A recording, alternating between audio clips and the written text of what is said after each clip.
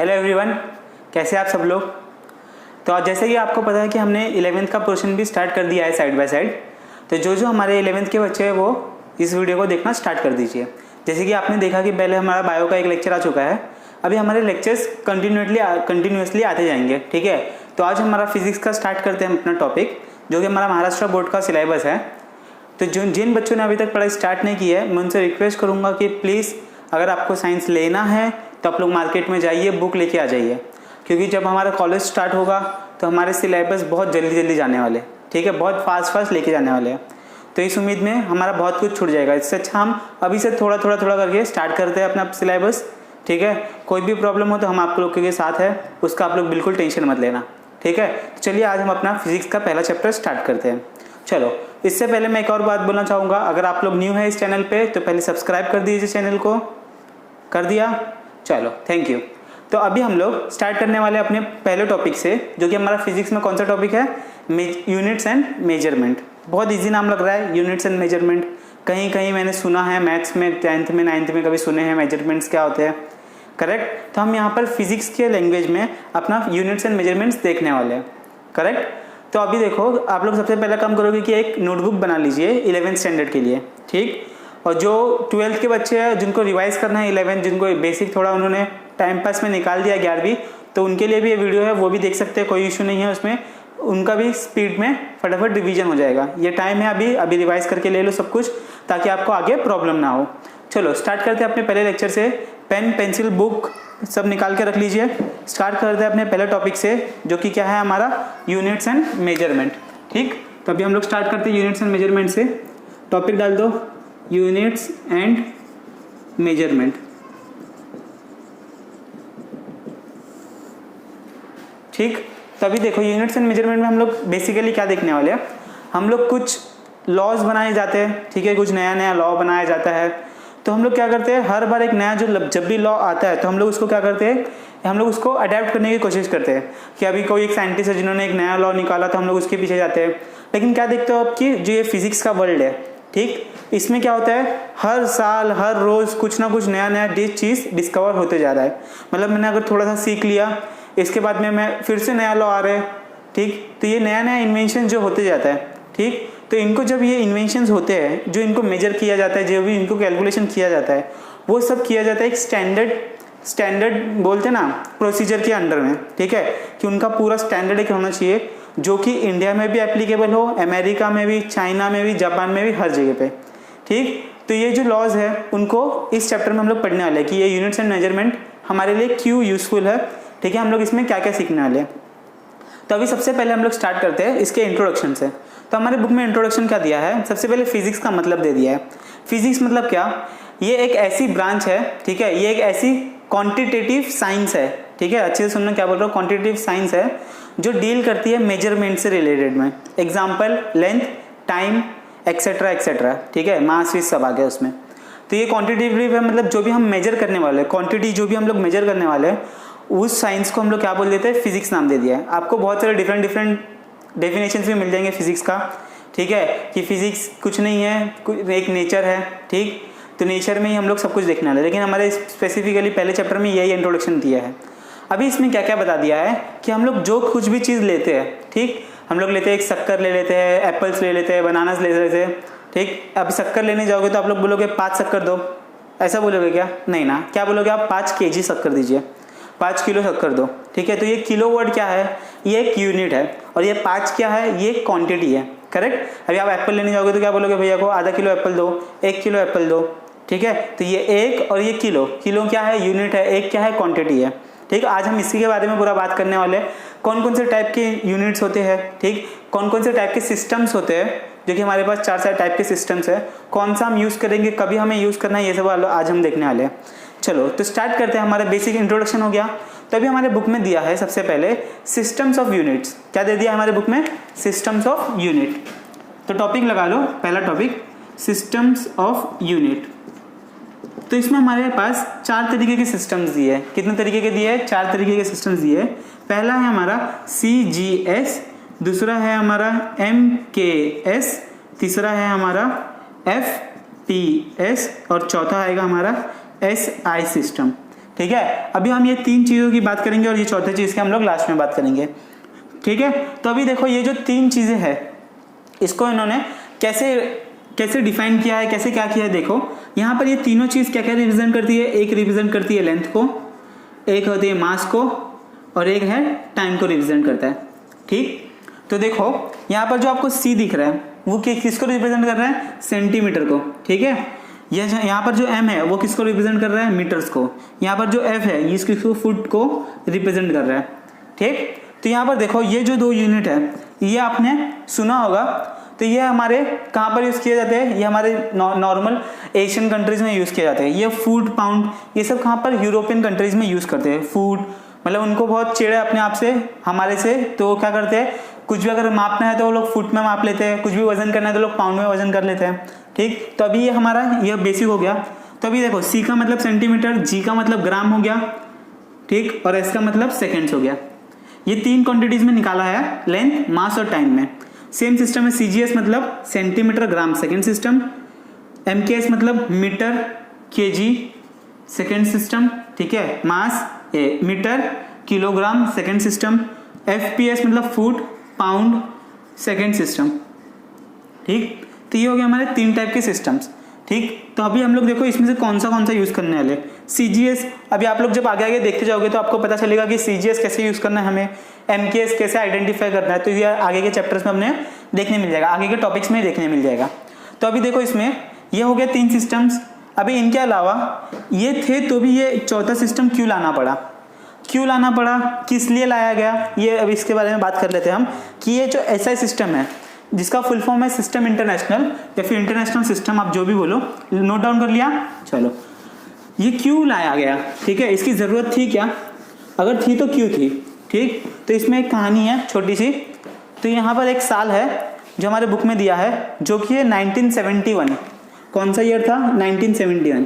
तो यहाँ पर अभी 2 सिनेरियो बनेंगे। एक है बिफोर 1971 मतलब 1971 से पहले, ठीक। 1971 से पहले क्या होता था, हमारे पास जो अर्थ है, ठीक है, अलग अलग देश है हमारे पास।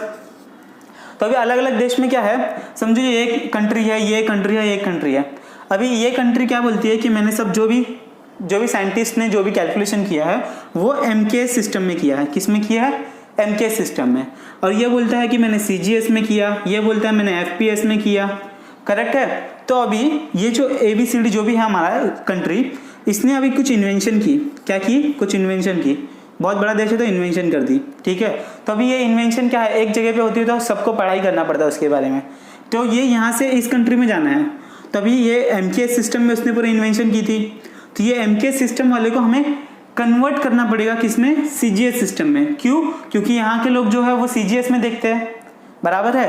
तो ये जो CGS में देखते हैं तो MKS टू CGS ये बहुत क्या होता था मालूम है, बहुत इनकन्वीनियंट लगता था, बहुत इनकन्वीनियंट होता था कन्वर्ट करने के लिए। तो कन्वीनियंस के लिए 1971 में क्या हुआ, 1971 में एक इंटरनेशनल कॉन्फ्रेंस हुआ जहाँ पर बहुत सारे देशों के लोग आकर उन्होंने बोला कि भैया ये तो बहुत बड़ी गलती है, इसको हमें सुधारनी पड़ेगी, नहीं तो हम लोग कहीं और से कहीं और कन्वर्ट करने जाएंगे तो बहुत टाइम वेस्ट हो जाएगा।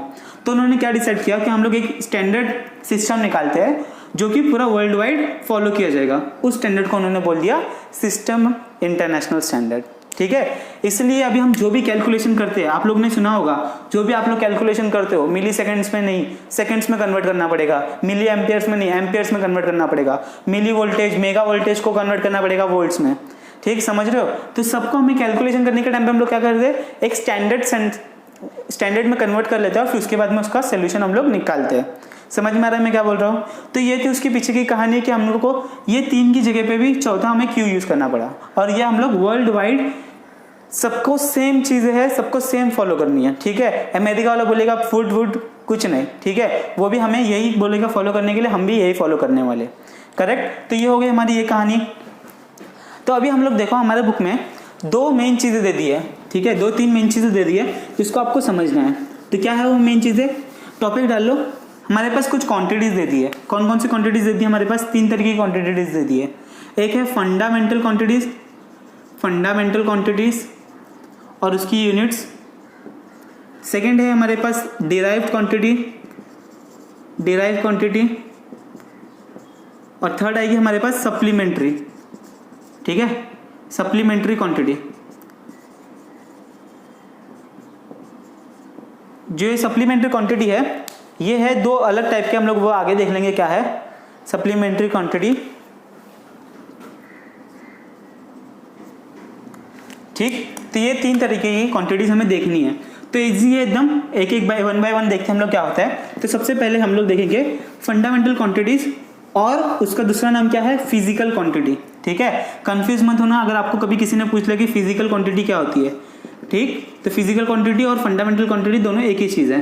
तो अभी देखो फंडामेंटल क्वांटिटी क्या है, ये एक ऐसी क्वांटिटी है जो किसी दूसरे क्वांटिटी के ऊपर डिपेंड नहीं करती। इसका डेफिनेशन है fundamental quantities are the quantities which does not depend on other quantities, ठीक। डज नॉट डिपेंड मतलब वो किसी दूसरे के ऊपर डिपेंड नहीं करती, ठीक है। तो ये वर्ड लिख लेना, does not depend on any other fundamental quantity, fundamental quantity जो दूसरे क्वांटिटीज में नहीं ये करती, डिपेंड नहीं करती। अभी कौन सी क्वांटिटीज में नहीं डिपेंड करती, जैसे कि अभी मेरे पास आ गया लेंथ, ठीक। तो लेंथ हम किस में मेजर करने वाले हैं, मीटर में मेजर करने वाले हैं। तो मीटर किसी के ऊपर डिपेंड है क्या, वेलोसिटी के ऊपर डिपेंड है, स्पीड के ऊपर डिपेंड है, एक्सेलरेशन के ऊपर डिपेंड है क्या, नहीं है। तो ये कौन सी क्वांटिटी हो गई फंडामेंटल क्वांटिटीज। हमारे पास ऐसे 7 फंडामेंटल क्वांटिटीज है जो हमें देखने हैं। तो 7 के 7 फंडामेंटल्स आप लोग याद कर लोगे तो उसके बाद कोई भी हमारे पास नहीं है। उन सबको मिला के हमारे पास कौन सी क्वांटिटी बन जाएगी, डिराइव क्वांटिटी बन जाएगी। और इसमें फंडामेंटल यूनिट्स भी आपको पूछा जाएगा कि व्हाट इज फंडामेंटल यूनिट्स। तो जो फंडामेंटल क्वांटिटीज को रिप्रेजेंट करती है उसको हम लोग फंडामेंटल यूनिट्स बोल देते हैं, ठीक है। जैसे कि ये हमारे पास फंडामेंटल क्वांटिटी हो गई लेंथ। अब इसको रिप्रेजेंट करने वाला कोई भी चीज़ है जिसको हम लोग ने मीटर बोल दिया है, तो मीटर क्या हो गया, उसकी यूनिट हो गई, करेक्ट। चलो तभी 7 फंडामेंटल क्वांटिटीज देख लेते हैं हम लोग कौन कौन सी है। हमारे पास 7 फंडामेंटल क्वांटिटीज है, नोट डाउन कर लो। पहली क्वांटिटी है हमारे पास लेंथ, ठीक। दूसरी आ जाएगी मास, तीसरी आ जाएगी हमारे पास टाइम, चौथी आ जाएगी हमारे पास टेम्परेचर, पांचवी आ जाएगी हमारे पास electric current,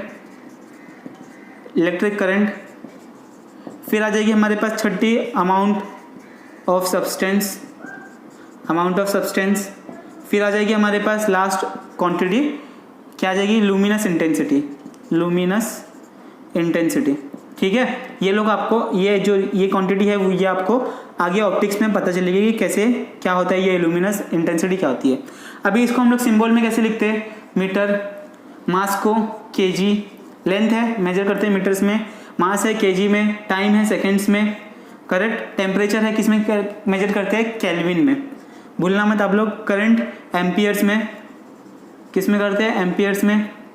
amount of substance मोल, ठीक है, मोल में करते हैं तो यहाँ पर मोल लिख लो सिर्फ। एम्पियर्स यहाँ पर ए लिख सकते हो आप, कैपिटल ए। लुमिनस इंटेंसिटी हमको मेजर करते हैं सीडी में, सीडी मतलब कैंडेला, ठीक। इसका फुल फॉर्म भी लिख लो, ये क्या है, मीटर्स, ये क्या हो गया, किलोग्राम, ये क्या हो गया, सेकेंड्स, ये क्या हो गया, सेकेंड्स, ये क्या हो गया, केल्विन, ये क्या हो गया, एम्पियर, ये मोल, और ये हो गया कैंडेला, ठीक है। ये हो गया उसकी यूनिट्स, सिंबल भी हो गया और उसकी यूनिट्स भी हो गई हमारे पास। तो ये 7 फंडामेंटल क्वांटिटीज आप लोग एकदम गार्ड बांध के रख लो। कौन कौन सी है, लेंथ है, टाइम है, टेम्परेचर है, इलेक्ट्रिक करंट है, अमाउंट ऑफ सब्सटेंस है, लुमिनस इंटेंसिटी है, ठीक। तो अभी इसको आप लोग भूलना मत कभी, इसके अलावा कोई भी फंडामेंटल हमारे पास क्वांटिटी नहीं है, ठीक। तो अभी ये हो गया हमारी फंडामेंटल क्वांटिटीज की बात। अभी हम लोग बात करने वाले हैं डिराइव क्वांटिटी के बारे में। किसके बारे में हम लोग बात करेंगे, अभी डिराइव क्वांटिटीज के बारे में बात करेंगे। ये समझ में आ गया ना फंडामेंटल क्वांटिटीज क्या होती है, एकदम ईजी है, कोई प्रॉब्लम आई नहीं आई। तो अभी देखो सेकेंड पार्ट हमारा क्या आएगा, डिराइव क्वांटिटी। क्या आ जाएगा हमारा, डिराइव क्वांटिटी। तो डिराइव क्वांटिटी मैंने क्या बोला था, ये एक ऐसी क्वांटिटीज है, ठीक, ऐसी क्वांटिटीज है जो किसी भी दूसरे क्वांटिटी के ऊपर डिपेंड करती है, ठीक। एक ये ऐसी क्वांटिटी है जो दूसरे फंडामेंटल क्वांटिटी के ऊपर डिपेंड करती है। Derive quantity is a quantity which depends on another fundamental quantity. अभी इसको कैसे समझेंगे आप, अभी आपके पास एग्जांपल है वेलोसिटी का, ठीक। वेलोसिटी से पहले हम लोग ले लेते हैं स्पीड का, एकदम इजी वाला। स्पीड क्या होता है, स्पीड कैसे कैलकुलेट करते हो आप लोग, स्पीड कैलकुलेट करते हो लेंथ, जो भी हमारा लेंथ कवर है, डिवाइड बाय टाइम। सही, ऐसे हम लोग स्पीड कैलकुलेट करते हैं। तो लेंथ किस में मेजर करते हैं? मीटर्स में मेजर करते हैं। टाइम किस में करते हैं? सेकंड्स में करते हैं। तो ये दोनों क्या हो गए? डिपेंड हो गए स्पीड पे। ठीक है, स्पीड के लिए ये दोनों डिपेंडेंट है एक दूसरे के ऊपर। मास एक मीटर एक अलग अपना क्या है? फिजिकल क्वांटिटी है। फिजिकल मतलब फंडामेंटल क्वांटिटी है। और सेकंड क्या है हमारा? सेकंड, वो भी क्या है? फंडामेंटल क्वांटिटी है। तो ये दोनों एक दूसरे के ऊपर डिपेंड कर रहे हैं। लेंथ और टाइम क्या है? डिपेंड कर रहे हैं। अभी सेम एक और एग्जाम्पल ले लो, वेलोसिटी। वेलोसिटी क्या है? Displacement upon time. ठीक, डिस्प्लेसमेंट अपॉन टाइम। डिस्प्लेसमेंट क्या हो गया हमारा? वो भी मीटर्स में कैलकुलेट किया जाता है। टाइम क्या हो गया हमारा? वो भी सेकंड्स में किया जाता है। तो ये क्या हो गई? सेम चीज़ हो गई, जो कि डिपेंड कर रही है एक दूसरे के ऊपर। अभी आप लोग बोलोगे इन दोनों के बीच में डिफरेंस क्या है? स्पीड और वेलोसिटी में 10वीं में आप लोग ने पढ़ा, स्पीड क्या है? स्केलर। वेलोसिटी क्या है? वेक्टर। एक के पास डायरेक्शन नहीं होता, एक के पास डायरेक्शन होता है। एग्जाम्पल के लिए एक गाड़ी चल रही है 10 किलोमीटर की स्पीड से, 10 मीटर पर सेकंड की स्पीड से। ठीक है, कहाँ पर जा रही है? कोई आइडिया नहीं है। यहाँ से स्टेशन की तरफ जा रही है, यहाँ से अपने घर जा रही है, यहाँ से अपनी क्लास जा रही है, कहीं पर भी जा रही है। और ये वेलोसिटी क्या है? इसको हम लोग बोलेंगे कि 10 मीटर पर सेकंड की स्पीड से वो नॉर्थ की तरफ जा रही है, साउथ की तरफ जा रही है, ईस्ट की तरफ जा रही है, इनवर्ड जा रही है, आउटवर्ड जा रही है, कहीं ना कहीं जा रही है। ये मेंशन करना बहुत इंपॉर्टेंट है। इसका मतलब डायरेक्शन देना बहुत इंपॉर्टेंट है। ये स्केलर क्वांटिटी, ये वेक्टर क्वांटिटी। इस पर हम आगे बात करेंगे। सेकंड चैप्टर है हमारा बहुत अच्छा, उसमें हम लोग डिस्कस कर लेंगे। तो डिराइव क्वांटिटी समझ गए। अभी डिराइव यूनिट्स क्या होगी? जो डिराइव क्वांटिटीज को रिप्रेजेंट करे उसको हम लोग क्या बोल देंगे? Derive units. करेक्ट? पक्का समझ में आ रहा है? चलो, वेरी गुड। थर्ड वाला है हमारे पास, थर्ड है सप्लीमेंट्री क्वांटिटीज। कौन सी है? Supplementary quantities. थर्ड लिख लो आप लोग, सप्लीमेंट्री क्वांटिटीज। सप्लीमेंट्री क्वांटिटीज में हम लोग दो चीज देखने वाले हैं, दो क्वांटिटीज देखेंगे। एक है हमारा सॉलिड एंगल, ठीक, एक है हमारा सॉलिड एंगल और एक है हमारा प्लेन एंगल। एक है हमारा प्लेन एंगल और एक आएगा हमारा सॉलिड एंगल।